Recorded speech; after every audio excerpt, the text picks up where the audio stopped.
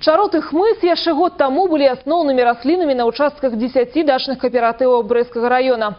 После решения облвыканкама о проведении тут сапраўднай мелиорации ситуация кардинально изменилась. Як сёння живется дачникам, высвятлял Юрий Печур.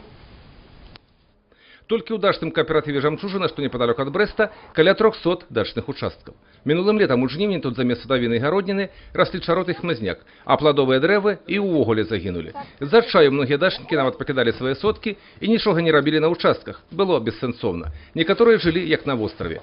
За допомогой люди звернулись на одну з прамых линий со старшиною Брестского облвыканкама Константином Сумаром. У выніку размовы кіраўнік области дав доручение отповедным службам терминова привести участки у належный стан. Почались работы по водоотведению и мелиорации. Только на первом этапе из областного бюджета на это было выдатковано больше за 1,5 миллиарда рублей. Более 6 километров прокопано каналов, выполнены трубы-переходы для дорог. Ну и можно видеть картину, то, что намного лучше стала ситуация для дачников.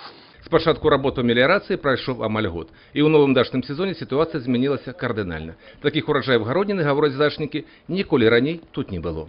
Было болото, непроходимое болото. Сейчас у нас все растет, все цветет, все совсем изменилось.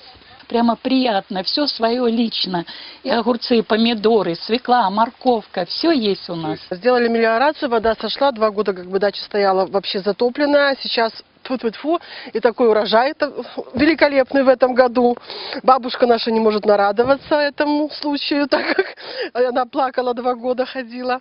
Везде по всему району сажала огороды свои, а в этом году уже свой, так что все замечательно. 2 года ничего мы посадить не могли, а сейчас видите, какой урожай замечательный. Помидоры, перец замечательный, огурцов много собрали. Ну вот, перчик, цветы красивые, цветами радуемся. Так что и урожай растить, и отпочивать дачникам стало значно легче. Было бы только жадание. Юрий Печур, Александр Севицкий, областные новины, Брестский район.